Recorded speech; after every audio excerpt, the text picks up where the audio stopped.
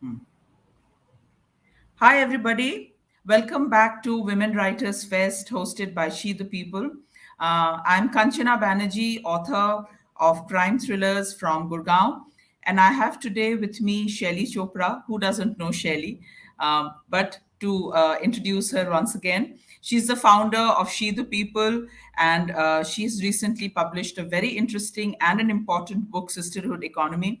So, we are here today to talk about the book, to talk about her experiences, the various cases. So, a very warm welcome to you, Shelley. Thanks, Kanchana. It's always a pleasure, especially having read all your books. It's just so fascinating to constantly have these amazing conversations with you. Thank you so much.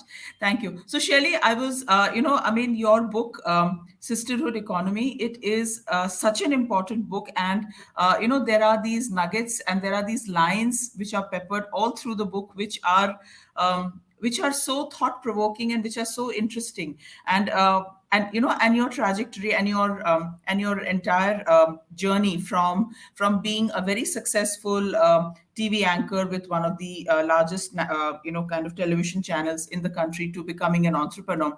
Would you like to just take us through as to how this change happened, and and you getting into this line? So for me, writing was not even a thing that I had on my radar. Unlike all Mm, of you who are seasoned writers, plotting ideas and thinking about twists and turns, writing was something that I ended up doing more as a journalistic effort. And I wanted to put together what I had learned in a career of about 18 years in journalism. Somehow being a foot soldier in the country, which is constantly changing, throws a lot of new things at you. And you keep wondering, that we're absorbing a great deal of conversation, which is still pretty new in this country. So women's issues, women and their challenges, although seem like they have been around for centuries, and they have, the conversation was not happening. So constantly, that nagged me a little bit, and I felt the need to do something more than just report on these. And as I did that, I realized that there was a colossal amount of information that could pretty much pack into a book, and be around as a reference point of experiences. Women have already been absent in the world of research and data to a great extent. Somehow I feel that when that happens, stories can offer a hand and become the research and sort of empirical data of that's a symptom of the society. So that's how sisterhood came about for me. So, how long did you spend working on, on these stories, collecting stories, and how did you go around, identifying and selecting the stories that you wanted to include in your book? So I think that's an interesting question, because my book is sort of produced out of what happened in COVID. I Hmm. started the book. I just sort of sealed up my contract, a plan just before COVID. Maybe a little before COVID, not even just during COVID. So I was writing a lot. I was intending to create this piece of nonfiction that was very, very real, and then COVID hit us. And Hmm. not only was I nervous about the idea of launching a book in COVID, I just thought it was not the right thing to do. Like many of us, just pushed back our plans on various things. But then what happened to women in COVID really made me rethink my book. And so when we came out of COVID in April 2022, I Hmm. scrapped my entire manuscript. I said that this book cannot be about a world that seems, one where women are challenging situations, they're struggling. Yes, all of that's been around. But COVID has been a pivot. It's been a pivot to remind the world how much women do, how much they shouldn't do. And most importantly, I think I found myself in many ways resonating with the need to be honest, truthful, and vulnerable in my book, which is a complete antithesis to the person I am for the public. I'm quite an introvert when it comes to my personal life and my experiences. But the more I spoke to women around the country, and close to 5,000 of them have been documented in this book, um, these women essentially told me a vulnerable part of their journey. And that is what made the connection for me with them. So for me, Sisterhood became a book about myself and others. And our journeys seem to be so intertwined, whether you're a person who's living in a village or in a posh part of a big city, or in a middle city, our challenges are pretty much the same. Hmm. Like you make a very interesting point. The pandemic has really woken up this consciousness in women at large, and also I think there's been a change, among the men. Because they being at home all the time, they probably have also, kind of realized what the women in their, homes go through. So, in your book, have you included any voice of any men as to Yes. what they feel about the women and the struggles they go through? Because I think it's very important to kind of involve and engage them in this entire journey also. So, absolutely, right. For me, it has been a very important endeavor to not just highlight to men what the sisterhood economy stands for, but also show them they're very much a part of it, part of the Hmm. problem and part of the solution. Hmm. And I Hmm. think that is why the book says Sisterhood Economy for, by, Hmm. by and for women with men in bracket. And why? Because we really do recognize the importance of this conversation uh, happening in commonplace. I don't want people to think women's issues need to be hidden. They need to be Hmm. part of society, right? The other side of what I address in this is the fact that why and how women are not just half the country or half the population. They We raise the other produce, half, yeah. Hmm. right? And I think for me, it's really important that we recognize our own flaws as well, because if women are trying to solve for themselves, they need to also solve the programming they're doing of the boys that they're raising. So I Hmm. think a lot of this conversation was very deeply intertwined, and the reason for that is very simple. That we are not trying, right, working towards helping women seek more emancipation and empowerment. None of us are trying to alienate men. Of We just course. want our rights. I was having a Hmm. debate just the other day, one of those evenings, and this guy kept saying, "Why do women take a position?" And I kept saying, women are not taking a position; they're claiming their rights. It just didn't go through his mind, right? So I think a lot of the people who are um, trying to see what they need to fix are mostly ignorant about Hmm. problems. But is ignorance a good answer? No. I don't No. think men can get away saying we're ignorant. They need Hmm. to wake up. And that's why we need to speak up. Absolutely. So you've mentioned a couple of very interesting cases. I mean, all of them are interesting, but like something like beauty parlor economics, sasu mask curse. Would you like to talk a little bit about some of these cases and the very innovative names that you have ascribed to them? So the book is called Sisterhood Economy. And the reason why it's called an economic book is because it's actually picking up all these things that most of us don't consider economic, but have Hmm. direct economic consequences. Simple thought: if you're a married woman, you spend majority of your time with the in-laws. You Hmm. spend a lot less time with your own mother. Could the Hmm. Sasuma really play a much better role and a bigger role? Could this relationship actually work to the favor of the woman? It can.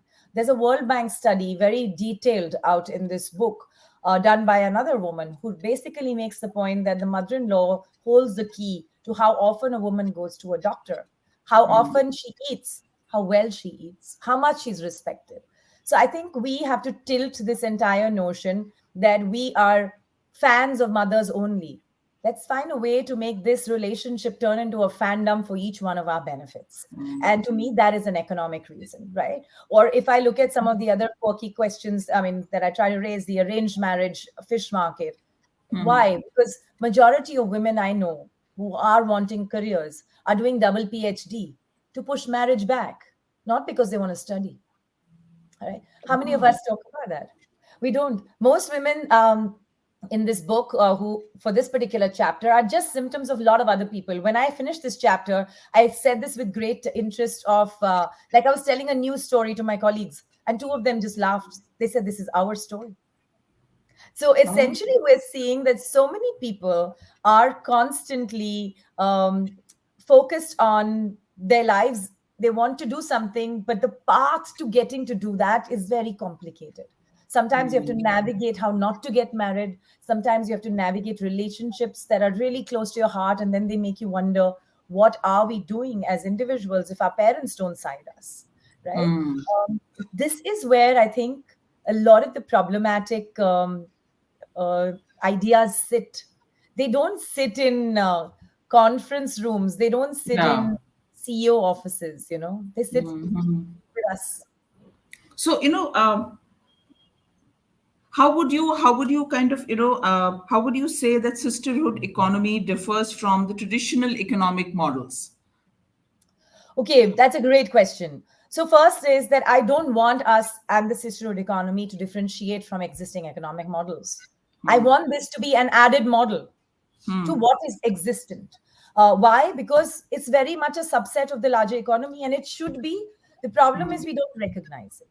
We only look at the one-fourth of Indian women in the workforce as a data point because we have traditional data measurements which are very Hmm. male dominated in the way they were constructed, which basically meant that if you worked at an organization, if you were labor that was organized, got paid, and there was a provident fund extraction, Hmm. all of that, that's when you are truly a person who is working.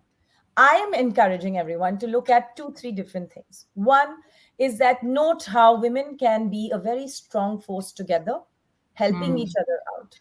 I, for one, only buy from women. It's an agenda I have set out in COVID and I will not change it. I only buy products that I want for myself from women, right? I mean, I'm even making an effort to do this in grocery items, right? If I can find a brand that has been homegrown, I wait for extra days of delivery, but I'll wait for it. Why? Because I feel that if somebody is buying from them, they know their model is working. Hmm. And I need them to feel that I'm not doing charity. Right. Of So course. that's part one. I think part two is that we need the world to know that no society or economy will be successful without women. And if we double our population of working women, I mean, to me, it's a simple math. You double the workforce of women, there is an direct outcome on the GDP growth or economic output. So I think that's the second. The third is what do we call, somebody who is contributing to the economy. Start Hmm. measuring housework, make it relevant. Start noticing the fact that women should have equal voice. Having an equal voice is economic impact. More women in policy forums. Why should policy be decided by men alone? Decision making in the offices. How workforces should be constructed and workplaces should be executed. This is where we put more women, economic impact directly shows, right?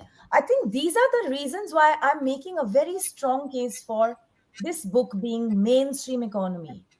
To look after your children is mainstream childcare. If you can pay for childcare, you can put an imputed cost to this. Let's basically start asking for it, right? And I think it's equally important that we don't wait for somebody in the government, somebody, some invisible force of hand to come and say, I will now create the Yeah. parameters of this economy. Start seeking it, because that will only help various other efforts that are going into it. You are so correct when you say this, that before some external act of god or act of government comes and does it, women themselves need to get out there and ask for it. I'll just give you a very small example. So I live in a condo in Gurgaon, like you, and we have a community center where we have our fitness classes, and our fitness class is at 8 o'clock in the morning. There are these young women, Shelly, younger than me. They would be in their late 20s or early 30s.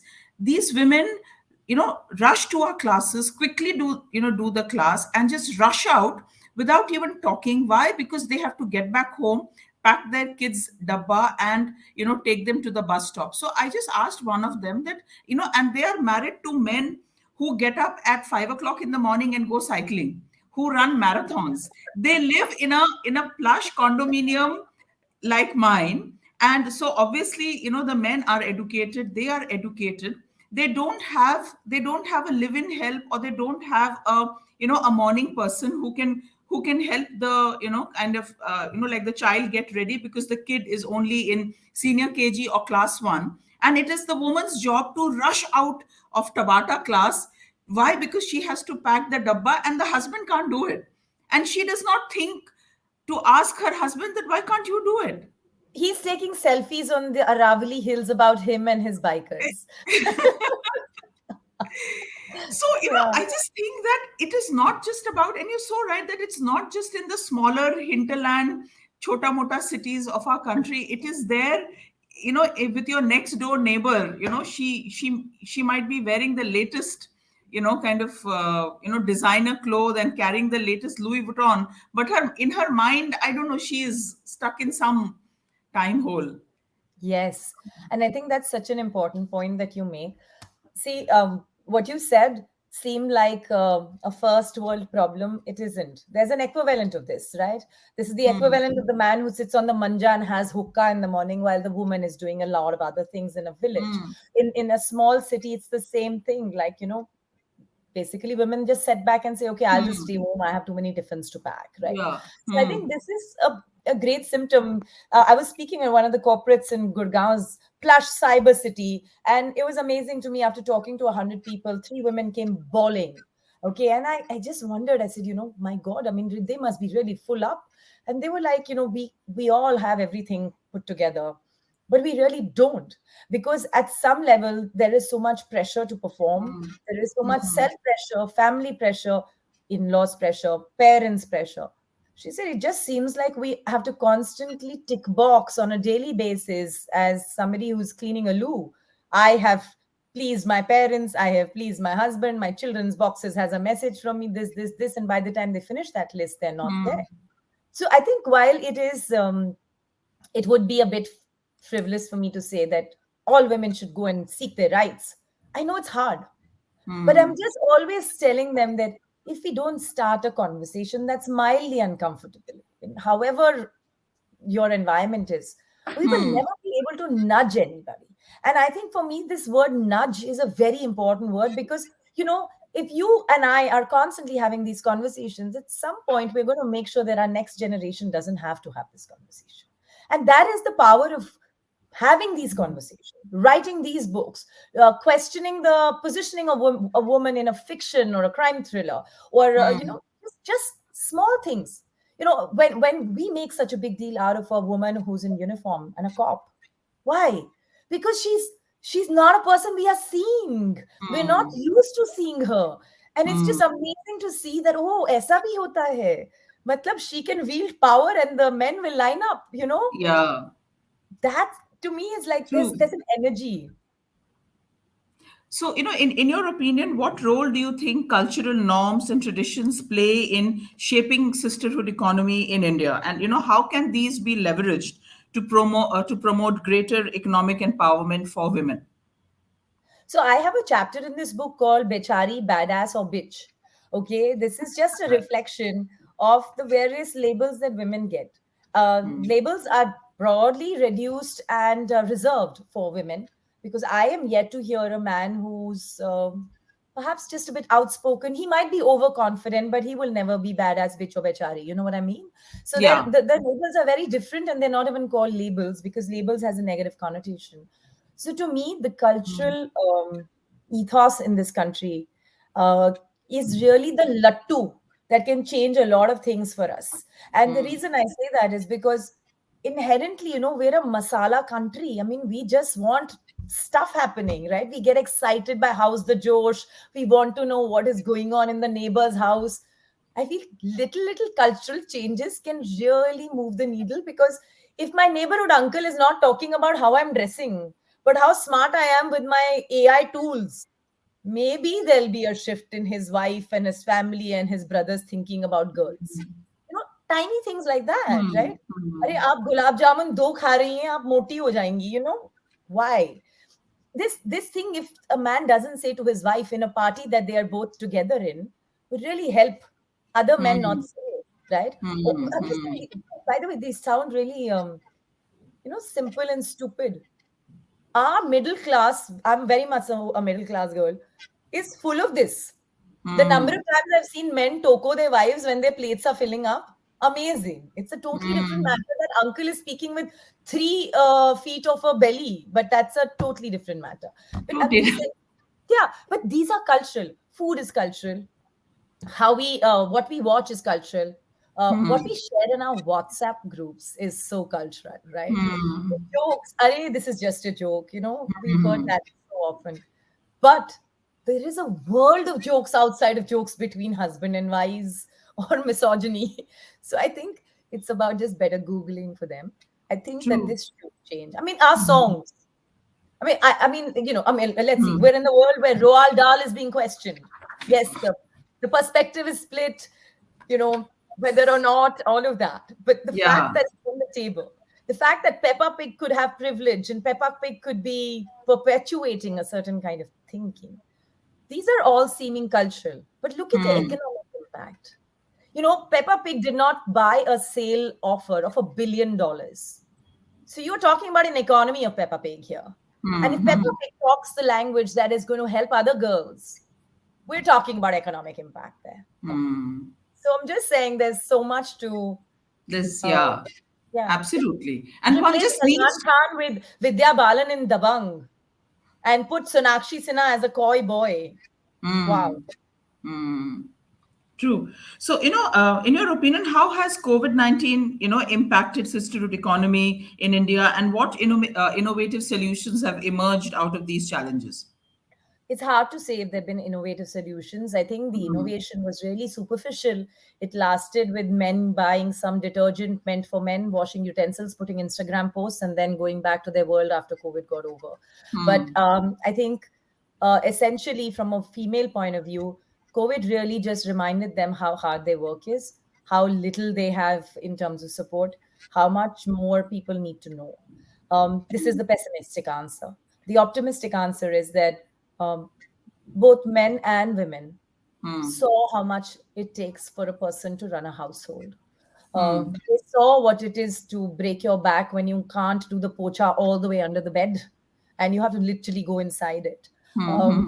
And, we were all subject to it in the poshest homes, in the smallest of homes. Absolutely. And it was so important because I think Such a everybody leveler, needs such a leveler. such a This, yeah. so I think from a class point of view, from money point of view, it was a very big leveler. It was also a reminder that at the end of the day, your money and privilege only takes you that much, That right? much. Because of how difficult it was for people to access resources that could solve for COVID. I mean, we all know so many people in first and second degree who just lost their lives because there was no bed available, right? Mm, Uh, mm, but I think what it has done from a sisterhood economy point of view, it's created a very vast vessel of empathy. And I hope that this vessel of empathy doesn't empty out in the rut of our post COVID life, mm, because we were a little more kinder to other women as women. We were mm, more kind to guys who could actually take charge of their children and show some respect for the fact that they did show up to do it. More men were respectful of other guys to say that, what are our choices, even if we are the macho man standing mm, outside and doing CT bajawing or gedi maroing or whatever, now we're just stuck, right? Like, whether I like it or not, I'll help. I think that empathy, if we can turn into something more meaningful, to me, that's mm, important. And that's why I say that I redid my entire book because, vulnerability was a very big headline from COVID. At mm, the end of the day, it connected us all at a human level. And that, I think, is where people allow for magic to happen. And mm, that's why I think many of us have been able to, when I say us, I just mean for a very large population, has been able to say, you need help, I'm around, right? mm. I think that is also a very central part of economic progress for any lot of people. So, like while you're correct in saying that we cannot and should not wait for the government and the policymakers to scoop in and do something, but in your opinion, what do you think the government and the policymakers can do to kind of facilitate sisterhood economies, to help them grow, to support? What I mean, what role can they play? Who? The policymakers and the Yes, government. yes. I think they can play a big role. To Hmm. start with, they need to start recognizing women beyond being baby bearers. So Hmm. I think all their policies, nutrition and otherwise, Hmm. should not just be focused on ma banne ke time ye khaiye. This is the Poshan Abhiyan you need to follow and all of that. That will really be helpful. They need to start talking about women's health with young people across the board. And I think that's another way to take away the attention of only just saying ki if you're young, you need safety. If you're middle aged, you need motherhood. And if you're old, you need retirement or some policy, right? So I think that triptych could be broken a bit. And other than that, I feel that more women emerging in policy tables will also help, because let's face it, there is a massive vast delta of ignorance when it comes to women's health, both for women and men. And to me that is problematic, because we have done very little to fix the needs of women and talk about it and create enough dialogue and research for it. So as that gets solved, I think in parallel, more women emerging there will start talking about the need for women menstruation to menopause, and what can be done on that front. So I think bunch of these things could certainly help. But yes, policy and government and civil society need to work very much so together. Health happens to be the biggest chapter in sisterhood economy, and for good reason. Uh, we have to sort of go beyond women's health being property, you know. Absolutely, absolutely. This is a topic which one can just keep talking on and on, and unfortunately we have to kind of adhere to the time. So I'm going to ask you my last question here. That what role do you think large corporations can play alongside government and the policymakers in facilitating sister economy?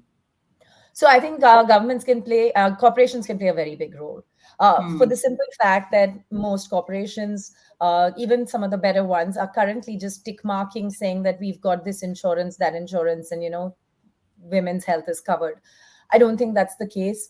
Women's health is not a scheme, it is an attitude. And the reason I say that the problem lies with women only. They don't put themselves ahead. They don't go out there and say, I need this. I'm facing this. I need to show to a doctor. I need to speak to somebody who will put me on a regime. And the reason they don't do this is because they're conditioned not to put themselves first. So, for companies that are trying to make a difference, my sincere request to them would be to kind of look beyond uh, doing what seem to be traditional mechanics when it comes to women's health, and invest far more in creating workshops, in bringing on digital health platforms. I mean, Gayatri is one of them, for example. I think there are a large number of companies that can move the needle in a meaningful way, by recognizing that firstly, women's health is not a benefit. It actually needs a specialized kind of handholding, which currently general companies are not able to offer. But just having conversations beyond the few that are having, so there are very few that are having a conversation around periods. But I really feel that periods seem to be the only problem women have, which is not true. I mean, 1 in 3 women are anemic in this country. Most women are 90, I think 95% women have vitamin D challenges. I have that. I've been wondering what's up in my body, and I suddenly am like now on a regime for vitamin D, right? So I think we don't give ourselves a chance to say, I need to fix myself. We just say, True. oh, you know what, I'm just too tired. Yeah. In that. True. So, with that, we come to the end of the session, and I'm going to end it with one of the many brilliant lines that you've written in the book, which says that every woman just needed one person not to give up on herself, and that's herself. This is a great thought, but let's not leave the woman alone thinking about herself. Let's spread the word far and wide, and as you say in the book, that we women aren't just a number; we are a force. And more power to us, more power to our voice, our opinions and thoughts. Thank you, Shaili. Thank you, your team, for arranging, for putting this together. And please go out and buy the book. It's available in all the leading bookshops and, of course, the online platforms. It's a very well written book and a very, very thought provoking book, and we need to keep the conversation going. Thank you, Thank Shaili. you so much, Kanchana. Thank you so much. Thanks.